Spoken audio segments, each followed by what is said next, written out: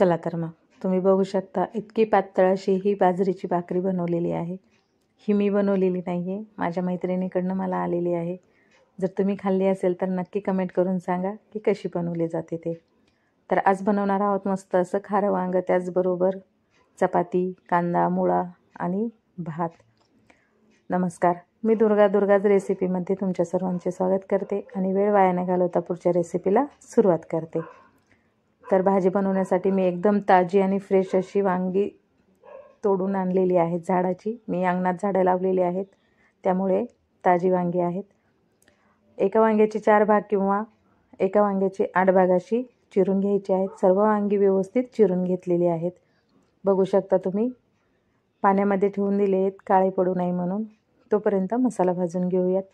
मसाला भाजण्यासाठी इथे मी शेंगदाणे, 4 ते 5 हिरव्या मिरच्या घेतलेल्या आहेत। भाजी आपल्याला खारं वांग बनवायचं आहे, पण टेस्ट साठी थोडीशी हिरवी मिरची वापरणार आहोत।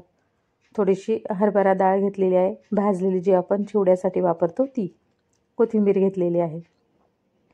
आता आपण भाजून घेऊयात। कढईमध्ये थोडं तेल घालून मिरच्या थोड्या आधी परतून घ्यायच्या आहेत आणि हलक्याशा भाजल्या की नंतर त्यामध्ये शेंगदाणे घालून घ्यायचे आहेत। शेंगदाणे आपल्याला मस्त असे खरपूस होईपर्यंत भाजून घ्यायचे आहेत अशा पद्धतीने।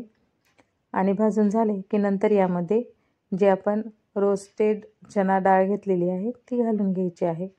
ती पण आपण व्यवस्थित अशी लालसर होईपर्यंत परतून घ्यायची आहे।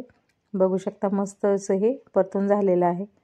आता हे थोडंसं परतून झालं की नंतर गॅस बंद करायचा आहे आणि नंतर चिरलेली कोथिंबीर यामध्ये घालून घ्यायची आहे। खारं वांग बनवताना कोथिंबीरचा वापर भरपूर करायचा आहे, जेणेकरून टेस्ट खूप छान येते। तुम्ही या डाळीऐवजी फुटाणे वापरू शकता किंवा ओलं खोबरं पण त्यामध्ये घालू शकता। तर आता भाजून घेतलेला मसाला एका ताटामध्ये काढून घेतलाय आणि थंड होऊ देऊयात। तोपर्यंत आपण फोडणीची तयारी करूया। तेल घालून घेतलंय, जिरं, मोहरी, कढीपत्ता आणि 7 ते 8 लसणाच्या पाकळ्या ठेचून घेतलेल्या आहेत। जास्त बारीक पेस्ट याची बनवायची नाही, फक्त ठेचून घ्यायच्या आहेत।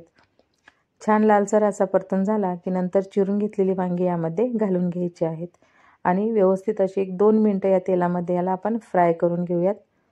आणि नंतर यामध्ये अर्धा चमचा मी हळद घातली आहे आणि 1 चमचाभर इथे मी किचन किंग मसाला वापरलेला आहे चवीसाठी। आता याला काय करायचं आहे, थोडंसं परतून घ्यायचं आहे आणि मस्त असं मिक्स करून झाकण ठेवायचं आहे। 3 ते 4 मिनिटं हे कमी गॅसवर झाकण ठेवून घ्यायचं आहे, म्हणजे वांगे आपले 50% भाजले जातील। नंतर जे आपण शेंगदाणे, हिरवी मिरची आणि कोथिंबीर भाजून ठेवली होती त्याची बारीक अशी पेस्ट तयार करून यामध्ये घालून घ्यायची आहे। सर्व एकजीव होईपर्यंत मस्त असं मिक्स करून घ्यायचं आहे अशा पद्धतीने। चवीपुरतं मीठ घालून घ्यायचं आहे आणि थोडंसं मिक्स करून घ्यायचं आहे। जर तुम्हाला भाजी घट्ट हवी असेल तर अशा पद्धतीने ठेवा, किंवा जर पाणी घालायचं असेल तर पाणी गरम करून घ्यायचं आहे। थंड पाणी या भाजीमध्ये घालायचं नाही, कारण उकळी फुटलेली असते आणि गरम पाणी जर घातलं तर भाजी छान लागते। थंड पाणी न घालता गरम पाणीच वापरून घ्यायचं आहे आणि मिक्स करून घ्यायचं आहे। आता याला आपण 2 ते 3 मिनिटं शिजवून घेऊया।